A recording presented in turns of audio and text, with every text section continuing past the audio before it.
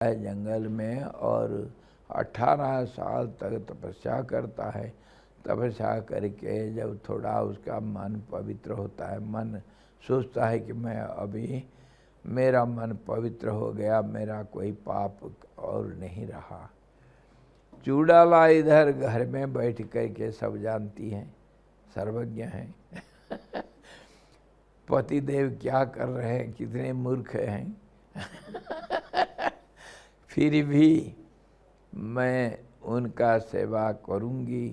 राज्य को चलाती है। इधर राजा कहीं किसी काम में गए हैं करके प्रजाओं का शासन करती है और छद्म वेश में जा करके सिखी ध्वज के पास पहुंचती हैं। कभी कोई देव ऋषि के रूप में, कभी किसी रूप में जा करके उसके साथ संभाषण करती है। 18 साल के पहले भी जाती थी, अभी जा करके उसको धीरे धीरे ज्ञान देती है, गुरु बन जाती है। एक देवर्षि के रूप में आ करके फिर सिखी ध्वज उसको गुरु रूप में स्वीकार करता है, बड़े दिव्य पुरुष कोई। तो फिर चूड़ाला उस रूप में, फिर क्यों पत्नी के रूप में श्रद्धा नहीं होगा राजा को, ये क्या भोली भाली लड़की, ये क्या मेरे को ज्ञान पढ़ाएगी।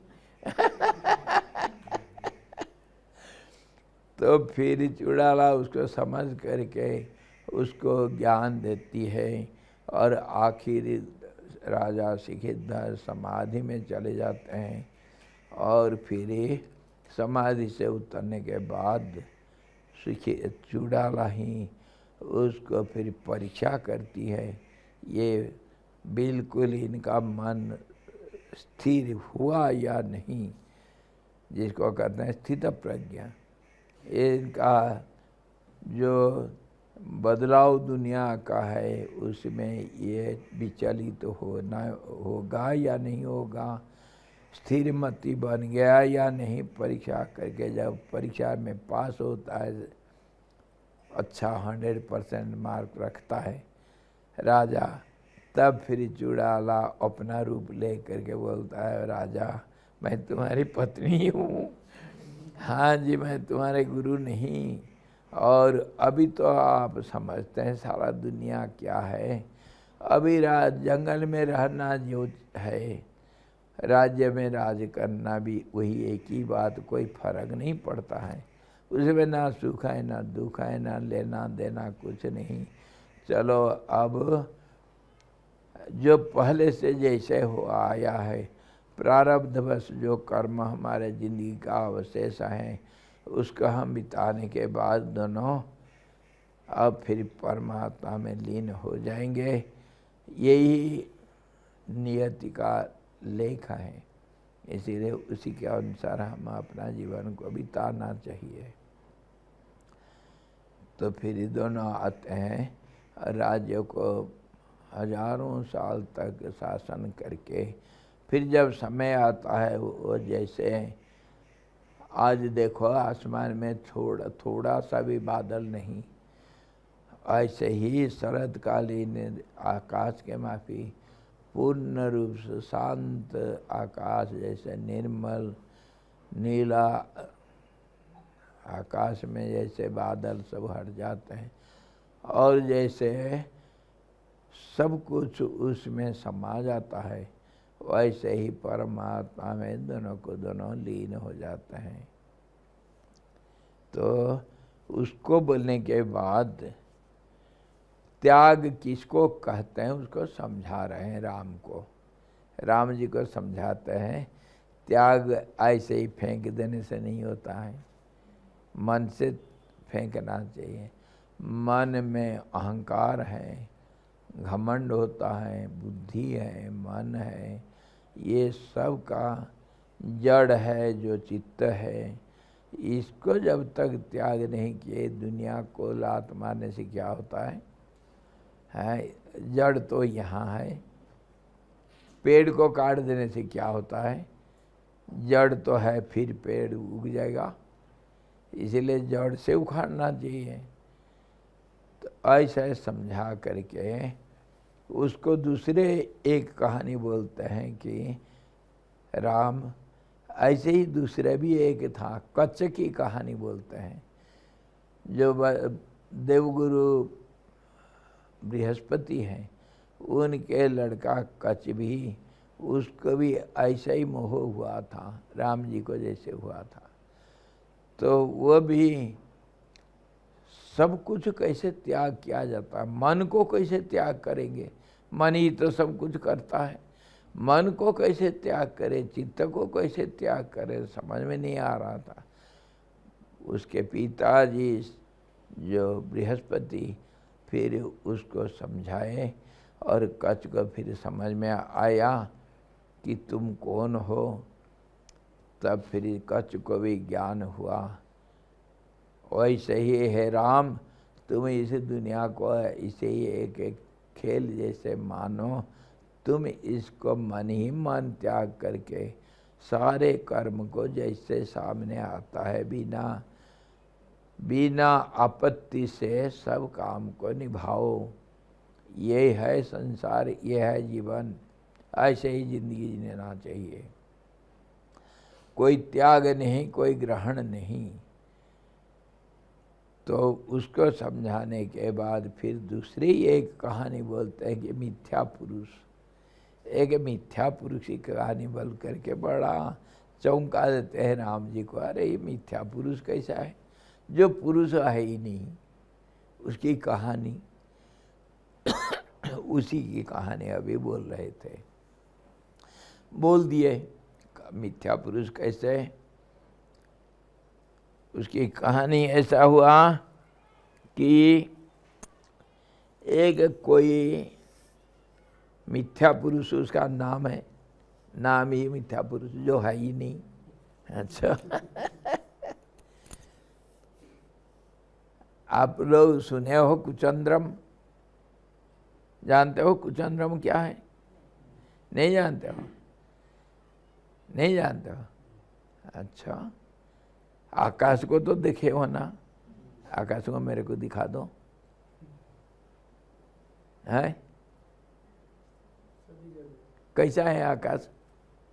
आप तो देखे हो, मेरे को दिखा दो। मेरे को दिख नहीं रहा, बताओ कैसे आकाश है, डेफिनेशन दो, इसका परिभाषा बताओ। आकाश किसको कहते हैं, बोलो।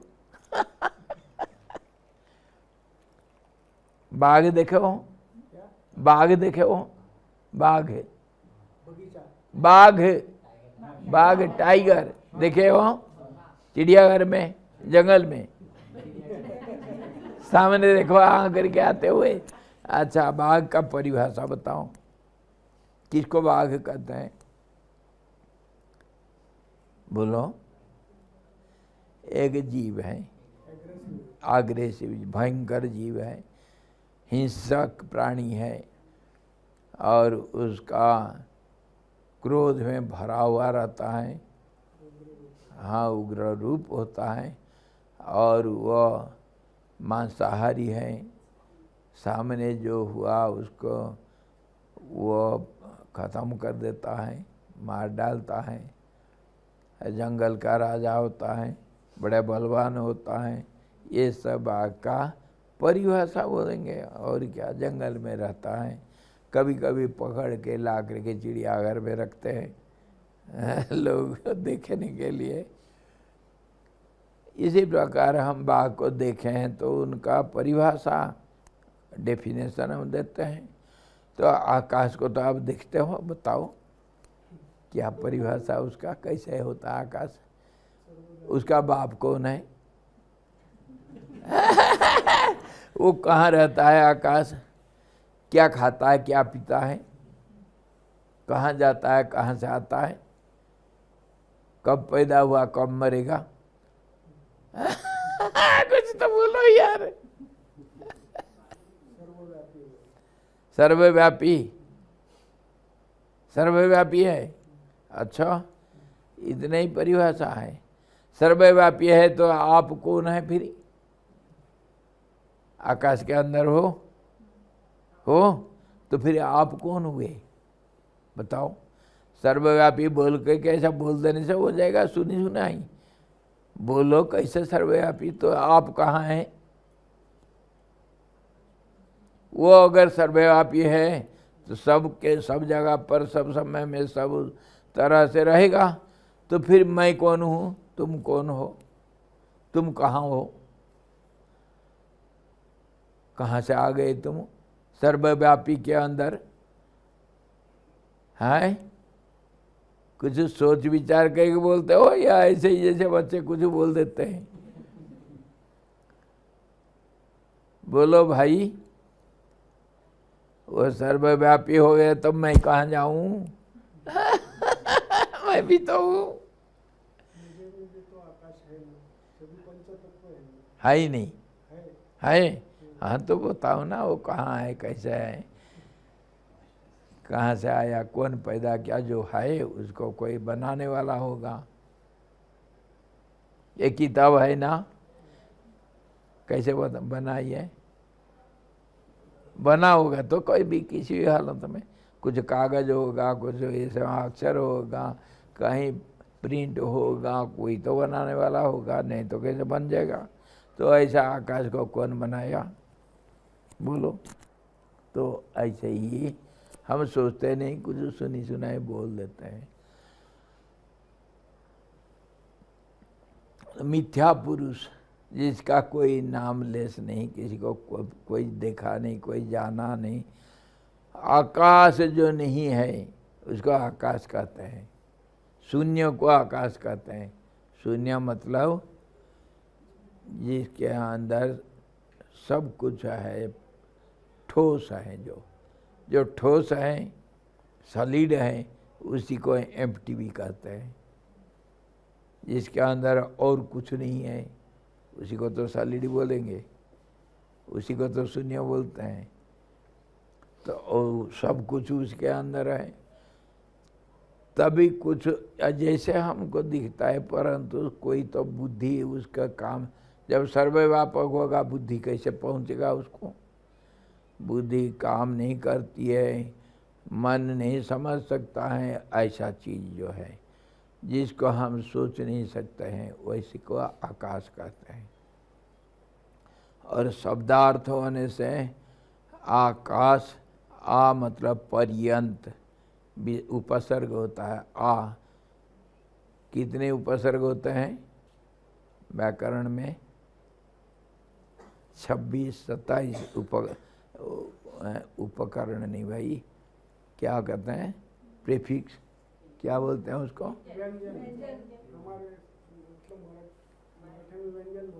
व्यंजन। हिंदी में क्या बोलते हैं प्रीफिक्स का?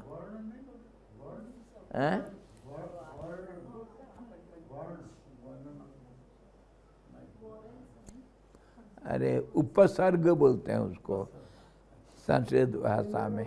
उपसर्ग जो पीछे आगे लगाने से शब्दों का अर्थ बदल जाता है, शब्दों का अर्थ बदल जाता है, उसी को उपसर्ग कहा जाता है।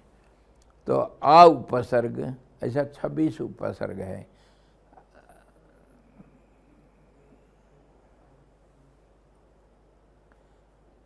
क्या उपसर्ग कुछ बताओ? प्र, परा, उपसम, अति, प्रति, नि, उत, परि, ये सब उपसर्ग होते हैं। परिपूर्ण, उत्थान, व्युत्थान, नि, विकास, निराधार, आधार, निराधार, नि, उत, परि, उत्कर्ष, हाँ निराकार, ये सब उपसर्ग होने से शब्द का अर्थ बदल जाता है। तो आ उपसर्ग मतलब पर्यंत, आ समुद्र, आवाल वृद्ध वनिता, आकाश, काश मतलब ज्ञान, प्रकाश जो आलोक, आलोक मतलब भी ऐसे ही अर्थ है, लोक, जहाँ तक तुम्हारे मन जाता है, लोक लोकांतर है सब, वहाँ तक आलोक पहुँचता है, इसीलिए कहा गया आलोक। आकाश, काश मतलब भी ज्ञान है। काशी, काशी जहाँ ज्ञान का भंडार है। तो आकाश ज्ञान पर्यंत उसका विस्तार है और ज्ञान का भी कोई अंत नहीं। जो सर्वव्यापक सबके अंदर वो ज्ञान भरा हुआ है, कोई अज्ञानी नहीं है दुनिया में, वो ज्ञान ढका हुआ है। जैसे भी होगा आकाश का ये रूप होने से उसके किसी कोने में एक उसका कौन सा कोना होगा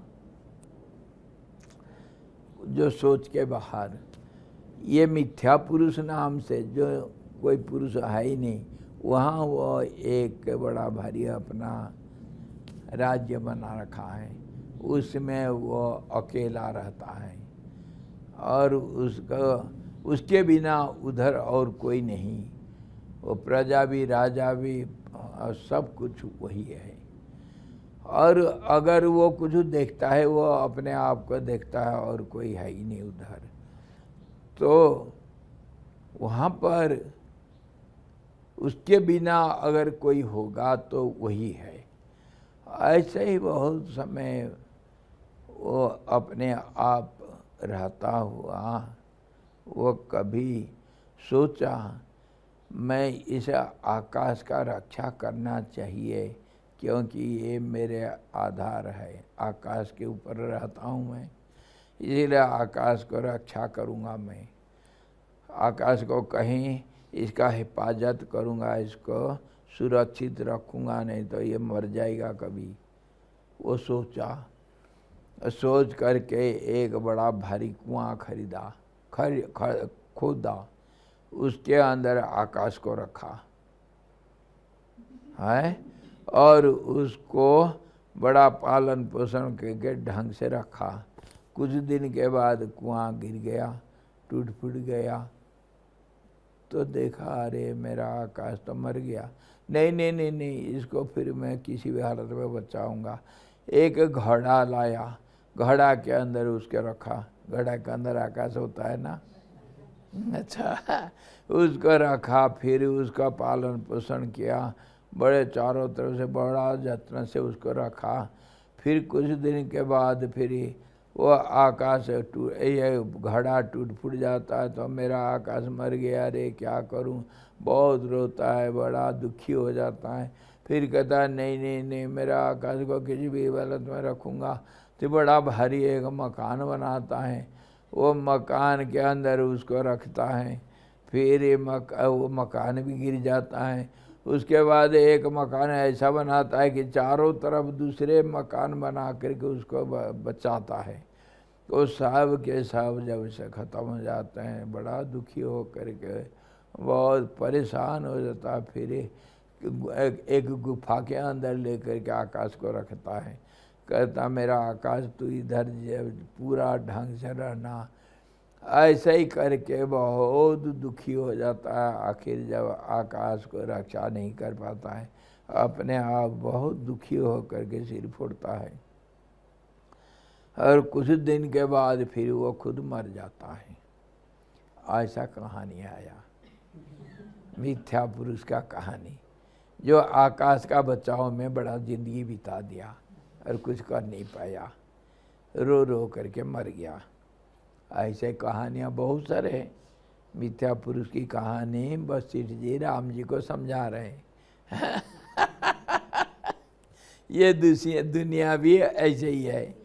कितने आए तुम जैसे मैं जैसे, कितने आए और मेरा मेरा कह करके चल गए।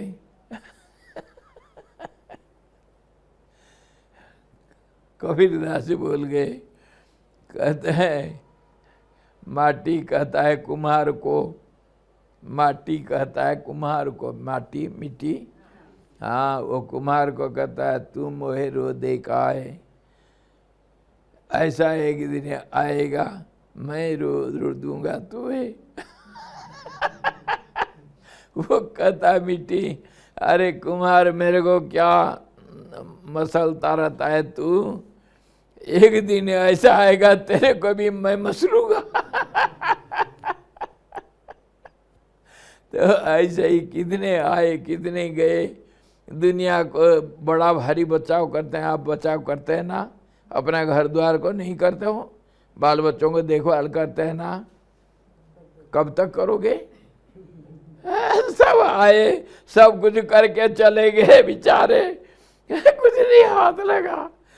अलेक्जेंडर जब मरा तब दोनों तरफ बोल करके गया था, मेरा हाथ को खुला ऐसा छोड़ देना, दुनिया देखेगा।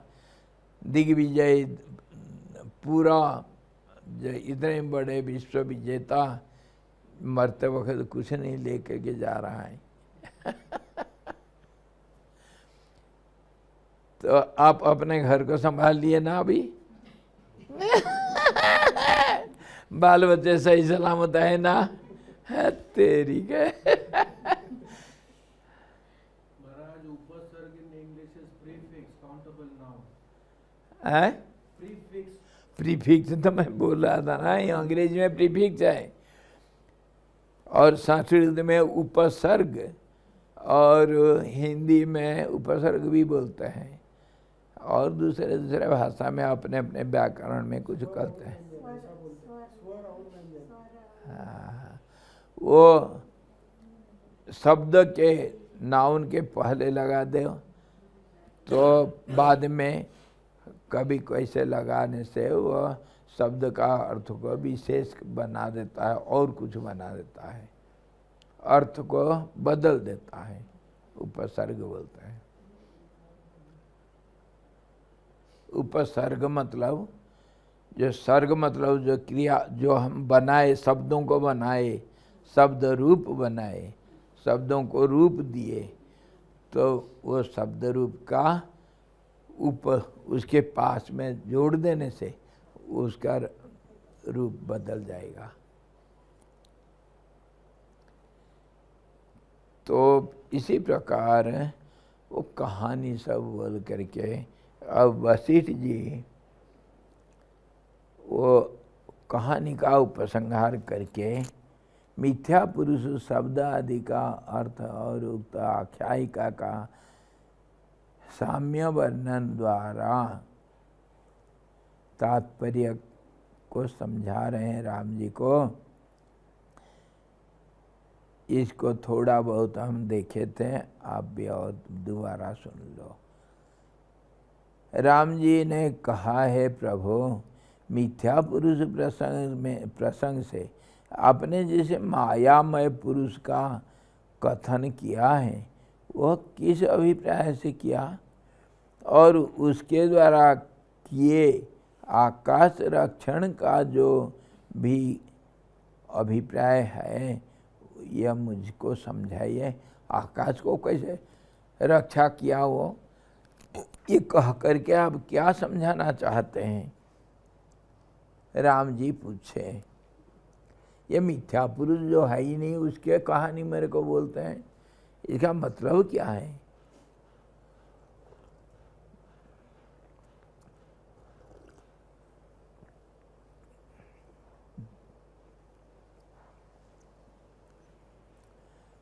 मिथ्या पुरुष ऐसा है जैसे खरगोश का सींग, समझे? घोड़े का 4 सींग होता है ना, होते हैं ना, तो ऐसे ही मिथ्या पुरुष है जो नहीं है। तो वशिष्ठ जी कहते हैं, हे श्री राम जी सुनिए, अभी जो मैंने मिथ्या पुरुष की कथा आपसे कही है उसका असली तात्पर्य तो आपसे प्रकट करता हूँ, सुनो। हे रघुनंदन, मैंने माया चंद्रमय, माया यंत्रमय, माया का यंत्र जिस पुरुष का उस कथा में उल्लेख किया है, इससे आप अहंकार ही जानिए। वही माया रूप आकाश में उत्पन्न हुआ है। आपके पास फोन है? नहीं, नहीं, पास में तो होगा कहीं, कमरे में है, कमरे है। हाँ, देखा देखा, वो काम करता है। फ़ोन किसी को लगाने से उसमें आवाज़ आता है सुनने के लिए। ये आवाज़ कहाँ से आता है? वो तो मुर्दा है, ये लकड़ी का कुछ टुकड़े हैं, इसमें आवाज़ कैसे आता है? ये आवाज़ नहीं करता है। ए कर रहे, आवाज़ कर, बोल, नहीं कर रहा है। वो कर लेता है किसी में, ये आवाज़ नहीं करता है, वो कैसे कर लेता है? उसमें भरा गया। हाँ, इसमें चाय भरते हैं, उसमें आवाज़ को भरते हैं। है कि नहीं? तो वो आवाज़ को जब चाहे तब निकालते हैं, रिकॉर्डिंग करते हैं, है कि नहीं? ऐसे ही ये जो हमारे कंप्यूटर हैं वो मिथ्या पुरुष है, जो उसको रख देंगे, उसको जब चाहे तब निकालो। आदमी के वहाँ भी बात करता है कि नहीं? वीडियो, उसमें आदमी बोलता है, चलता फिरता, सब कुछ खेलता है, कूदता है, सब कुछ करता है। क्या वो सच है? तो ऐसे ही छाया पुरुष समझो। ये जो अभी वीडियो में हम देखते हैं, फोटो में देखते हैं, वो छाया तो है, और वो छाया पुरुष जैसे बात करता है, मिथ्या पुरुष भी ऐसे बात करेगा। यंत्र तो टेप रिकॉर्ड बात करता है, तो आदमी और टेप रिकॉर्ड में क्या अंतर है? कभी सोचे हो क्या अंतर है? बताओ।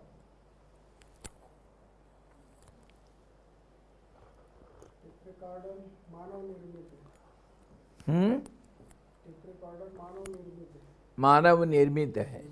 मानव कोई किसका निर्मित है? यही तो बात। परमात्मा कहाँ से आ गया? वो आया कहाँ से? उसका कौन निर्माण किया? झूठ मूठ सब परमात्मा है, ऐसा कहेंगे? परमात्मा को छोड़ो, वो हमारे बस का नहीं। उसको पकड़ना मुश्किल है, पर हम इतना जानते हैं, यंत्र में जो रख दोगे उसी को हम इस्तेमाल कर सकते हैं, है ना? एक मशीन, आदमी भी ऐसे एक मशीन है, इसमें किसी ने कुछ रखा है। वो क्या रखा है? प्राण को रखा है। प्राण क्या करता है? क्या एक धक्का देता है, वायु। एक धक्का मारने से फिर चल पड़ता है गाड़ी। फिएट कार, फिएट कहीं भी रुक जाएगा आधा रास्ता में। देखे हैं फिएट कार? हाँ जी, कहीं भी रुक के जाएगा, दो आदमी पकड़ के उसको धक्का मार दो, फिर चल पड़ेगा। ऐसे ही आदमी है फिएट कार। उसका धक्का मारने वाला अंदर बैठा है ये वायु।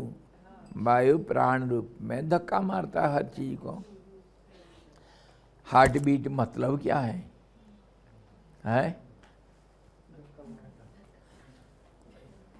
क्या वो ट्रेन में क्या वो आगे पीछे करने वाला है? पिस्टन। वो नहीं होगा तो पहिया थोड़ी चलेगा, है कि नहीं? उसको चलाने वाला और कोई है, उसको चलाने वाला और कोई है।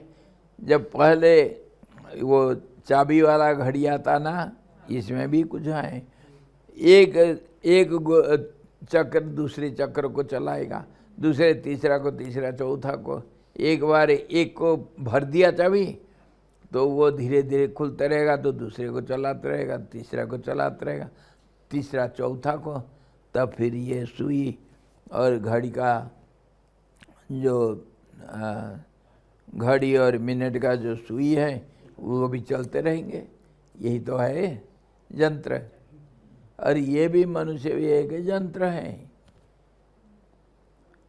जैसे जनरेटर है, एक बार चला दो, उसमें अगर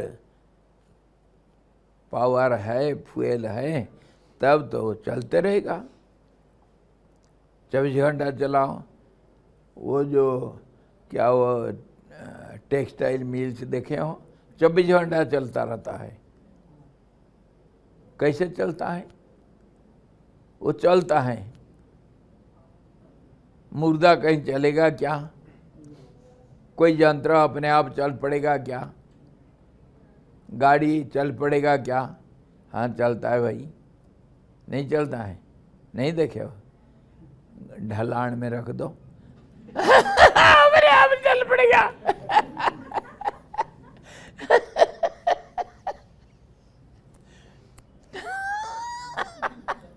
अरे यार सोचते नहीं तो वो अपने आप चलना मतलब वो अपने आप नहीं, वो आकर्षण से चलता है, वो अपने आप चलेगा नहीं, जैसे भी होगा। तो इसी को कहते हैं मिथ्या पुरुष। एक यंत्र का नाम है, यंत्र का नाम है। सारा दुनिया यंत्र है। इसीलिए हमारे जो शास्त्रों में तंत्र, यंत्र और मंत्र, ये तीनों का बड़ा महत्व दिया गया है। शब्दों का इसका जो इसको कंपोज करना, शब्दों को, और उसको कौन सा शब्द को किस रूप से देने से क्या होगा, पद बनेगा, फिर उसका पदों को इकट्ठा करने से कैसे अर्थ बनता है, उसका निर्माण प्रक्रिया को हम भाषा बोलते हैं, व्याकरण बोलते हैं, जो कुछ भी शब्द ज्ञान बोलते हैं, उसी से सारा दुनिया चलता है। बिना शब्द से कोई नहीं। और वो शब्द जैसे होता है वैसे ही हर चीज़ का एक गठन प्रक्रिया होता है। हर चीज़ का कंपोजिशन, जैसे दवाई का होता है, हर चीज़ कुछ मिला करके उसको बनाते हैं। सारा दुनिया ऐसे ही पंचभूत से मिलावटी है। सब मिलावटी है। इधर कोई शुद्ध चीज़ नहीं मिलता है, सब मिलावटी, अडल्टरेशन, सब एक दूसरे से मिले हुए हैं। अंदर की बात है, सब मिले जुले सरकार। तो वह कह रहे थे ये अहंकार जो है इसे यंत्र को चलाता है। मैं जो है वो प्राण रूप हो करके सबको एक धक्का मारता है। वो अहंकार ही ये मिथ्या पुरुष कहा गया, जिसका अत्ता पत्ता कुछ नहीं। कभी कुछ रूप ले लेता है, कभी कुछ रूप ले लेता है। जैसे घड़ी में या कोई यंत्र में एक दूसरे को चलाता है, दूसरे तीसरे को चलता है, कोई काम का नहीं, परंतु सब मिल जाने से कुछ काम दिख जाता है। ऐसे ही ये एक अंगुली में इसको उठा सकते हो क्या? नहीं। अब 5 मिल जाएगा तो यही तो दुनिया है। हाँ जी। तो ऐसे ही यंत्र समझो, ये यंत्र है। सब मिलकर के जो काम करते हैं, cooperative society, cooperative working system, इसमें यंत्र, तंत्र और मंत्र, शब्द का जो योजना होता है तो उसको मंत्र कहते हैं। और तंत्र जो वस्तु है उसका मिलावटी करके उसका जो गुण को हम देखते हैं उसको तंत्र कहते हैं। उसका कोई प्रभाव होता है, 2-4 मिल जाएंगे तो उसका कुछ होगा, कुछ काम करेंगे वो। और यंत्र मतलब आकार सब। यंत्र है, ये भी एक यंत्र है। ये भी एक यंत्र जिसका आकार है वो एक यंत्र है। तो जैसे त्रिभुज, चतुर्भुज, वृत्त, पंचभुज, ये सब यंत्र हैं। तो इसका भी बहुत प्रभाव है, इसमें बहुत कुछ बनता है। एक लकड़ी किसी काम का नहीं, और उसी को अगर दूसरे के साथ जोड़ दिया तो कोना बन जाता है कि नहीं। तीसरा लकड़ी जुड़ दिया, त्रिभुज बन गया। और वही लकीर से देखो, ये जितना सब अक्षर हैं, हिंदी कहो, मराठी करो, जो कुछ उड़िया, बंगाली, तेलुगु, तमिल, जो कुछ भी, अंग्रेजी, हिंदी, देवनागरी, कुछ भी हुआ, यंत्र तो सब है, आकार दिए हैं। लकीर को मिला करके आकार दिए, उसके साथ शब्द को जोड़े और वो भाषा बन जाता है। एक ने बोला, सब ने माना, 10 ने माना, वो बन गया लिपि, है कि नहीं। वो यंत्र।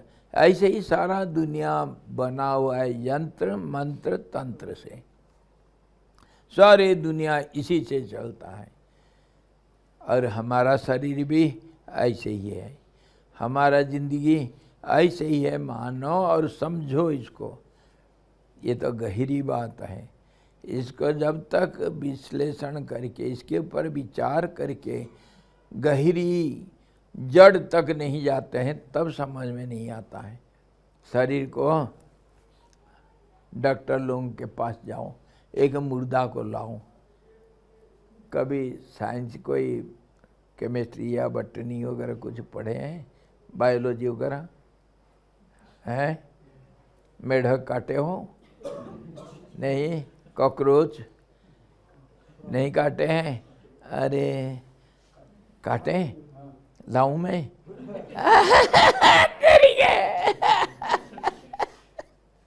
उसको काट करके, फाड़ करके उसको बेहोश कर दो, पहले क्लोरोफॉर्म दे करके बेहोश कर दो, वो छटपटाएगा नहीं। मेढक, कॉकरोच भी, और कितनी चीज़ें सब काट करके देखना पड़ता है उसके अंदर क्या चीज़ है और कैसे है। डॉक्टर लोग मुर्दाओं को ला करके काट करके सब देखते हैं, ऑपरेशन के तभी तो करेंगे, अंदर कहाँ पर क्या चीज़ है, नस नाड़ियाँ, यंत्र को क्या है, सब हार्ट कैसे चलता है, ब्रेन कैसे चलता है, और सारे जितना किडनी, प्रोस्टेट और सब जितनी यंत्र है सब शरीर में। शरीर एक यंत्र है और कुछ नहीं। डॉक्टरों को पूछो, अभी ट्रांसप्लांटेशन करते हैं ना सब, कैसे एक पुर्जा निकाल के दूसरा नया रख दो। ये सब डॉक्टर लोग कैसे होते हैं, ये जैसे हमारे मैकेनिक लोग होते हैं, गाड़ी का एक पुर्जा निकाले दूसरे पुर्जा लगा दो, नया सर्विस करते हैं। हाँ, शरीर का भी सर्विस होता है, कायाकल्प करते हैं। हमारे शास्त्रों में इसको कायाकल्प कहा, और डॉक्टरों के भाषा में ऑपरेशन कहे, ट्रांसप्लांटेशन कहे, भाषा अलग अलग है, चीज़ तो एक ही है। तो उसी चीज़ को वशिष्ठ जी राम जी को समझा रहे हैं।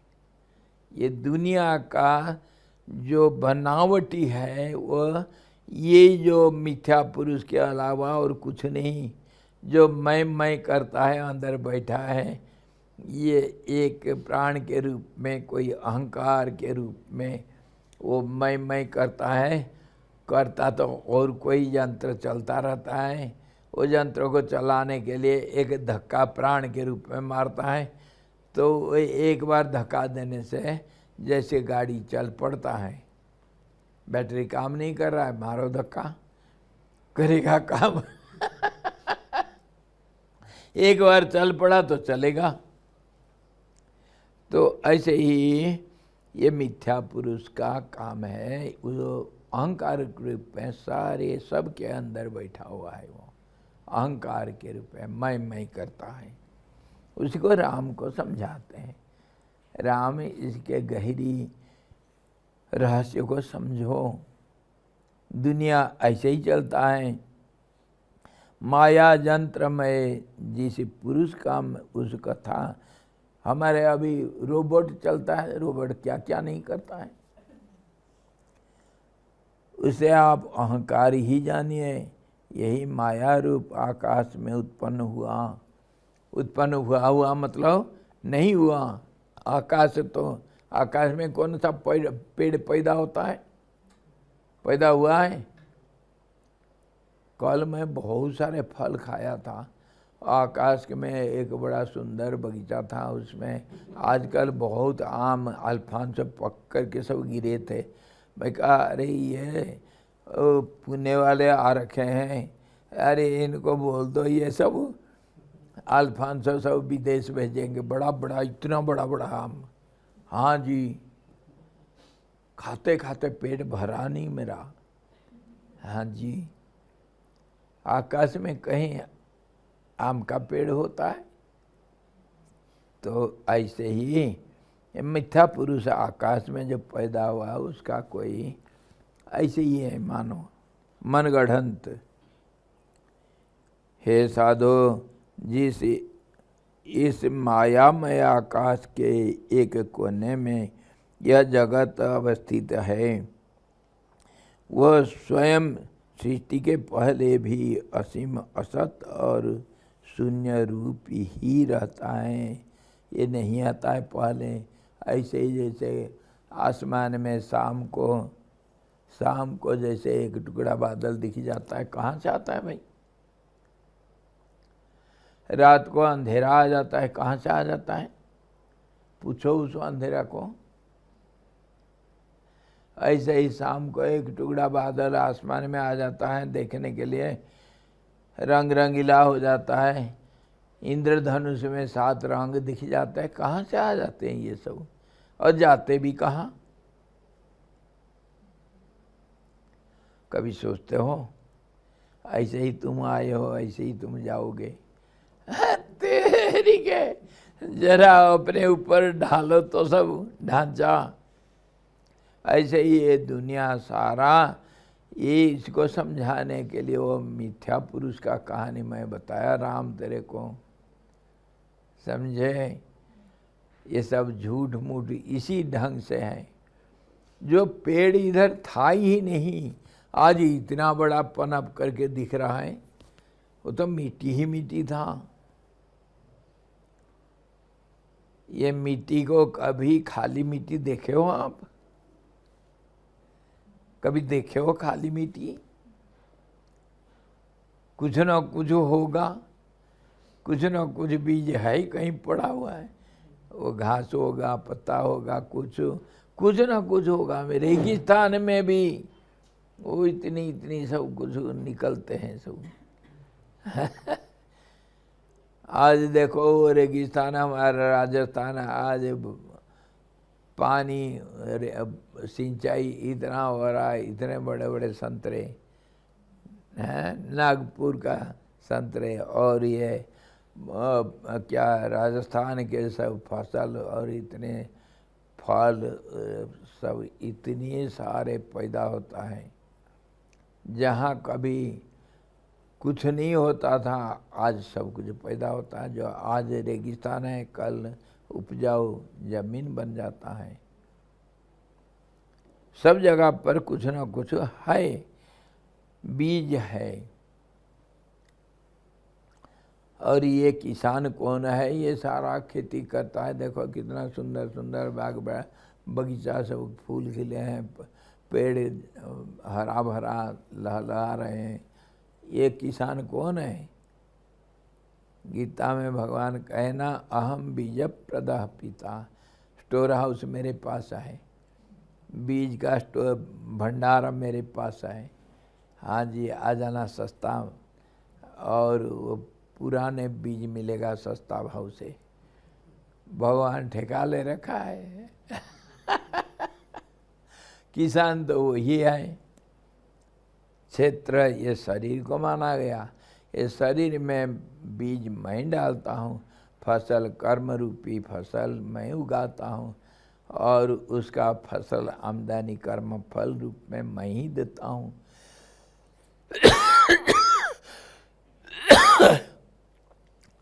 वशिष्ठ जी उसी बात को राम जी को समझाते हैं। हे साधु, जिस मायामय आकाश के एक कोने में वो जगत अवस्थित है, ये संसार एक कोने में कहीं है, तुम्हारे धरती एक वो सूखा पेड़ में, एक सूखा पेड़ में एक सूखा पत्ता हवा में हिल रहा है। तुम्हारी धरती कब कहाँ उड़ के चले जाएगा कुछ पता नहीं। जानते हो, सूरज अपने सारों परिवार को लेकर के आसमान में ऐसा जा रहा है, पता नहीं उसको कहाँ जा रहा हूँ मैं। जैसे नींद में कोई चलते हैं ऐसे ही जा रहे हैं, किसी मुहूर्त में कहाँ टकराएंगे कोई ठिकाना नहीं। ये मैं नहीं कह रहा हूँ, वैज्ञानिक लोग आपका बोल रहे हैं, मानोगे ना नहीं। अभी मैं बोलने से स्वामी जी बकवास कर रहे हैं। अरे वैज्ञानिक लोग कह रहे यार, हमारे जो गैलेक्सी है वो हमेशा घूम रहा है और उसमें कोई स्थिर नहीं है। सूरज किसी किनारे एक धूल के कण है, उसको कोई थूकते नहीं। रास्ता किनारे कभी पेशाब करते हो ना, बैठते हो, वो सूरज के ऊपर कोई पेशाब भी नहीं करता है। थूकता भी नहीं, किनारे कहीं पर पड़ा हुआ है, उसको कोई देखता भी नहीं। और उसका जो परिवार, उसके अंदर हम कहीं एक धूल के कण भी नहीं है। और क्या अहंकार लेकर यहाँ बैठे आ रहे, मेरे बराबर तुम क्या चीज हो। हाँ, चीज क्या है मेरे सामने तुम। मेरे पास 10 करोड़ है, हाय तुम तो भीख मांगे 2 पैसा के नहीं, मेरे बराबरी करोगे। ये सब क्या खेल चल रहा है समझो। तुमको जानता कौन इस दुनिया में। हे भगवान, तुम अंधे हो गए क्या? बाढ़ आ गया, हमारे जंगल में आग लग गया, धुआं धुआं भर गया, तुम कैसे दीननाथ हो भगवान। गाली खूब ठोकते हैं हम। भगवान का कुछ नहीं बिगड़ता है, तुम जैसे धूल मिट्टी में मिल जाए, कौन पूछता है तुमको। यही बात राम जी को समझा रहे हैं। मिथ्या पुरुष वो आकाश के किनारे कोने में हम जैसे धरतीवासी सूरज के बच्चे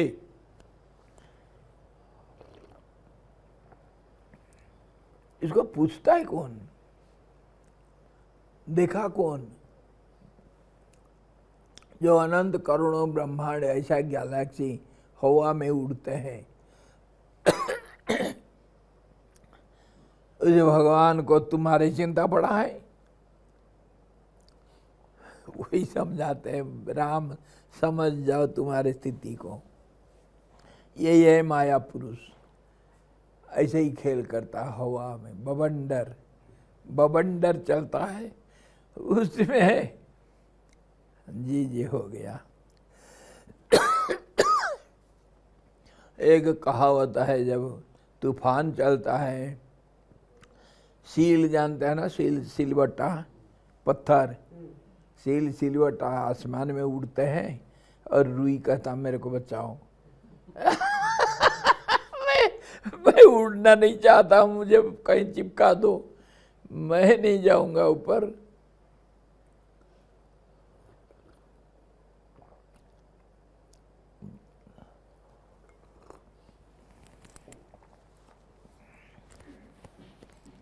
तो फिर कल देखेंगे।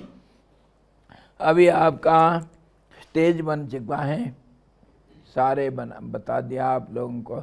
ये हमारा रिवीजन हो गया और कल फिर आगे चलेंगे कि ये जो माया पुरुष है, ये जो मिथ्या पुरुष का कहानी बोले, ये दुनिया कैसे मिथ्या पुरुष का बना हुआ है, जैसे बच्चे के मन में बूढ़ी दादी माँ के गोद में बच्चा सो नहीं रहा है, दादी कहानी सुना दो। दादी जैसे कहानी सुनाती, कोई मतलब नहीं। एक राजा था, उसका ने था रानी, दोनों मर गए, खत्म कहानी। और बच्चा खुश हो जाता, कुछ ना कुछ बोल दो, बच्चा के मन में कुछ ना कुछ बन जाता। हाँ दादी बड़ा सुंदर कहानी बोली। ऐसे ही हमारा जिंदगी की कहानी, बूढ़ी माँ की गोद में हम सो करके दुनिया की कहानी देख रहे हैं। वो बूढ़ी माँ कौन है? सबको नचाने वाली माया रानी।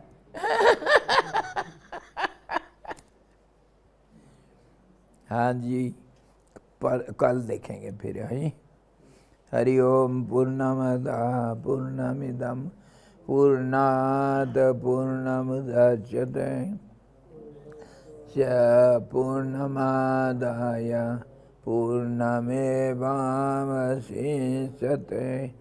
ओम शांति शांति शांति।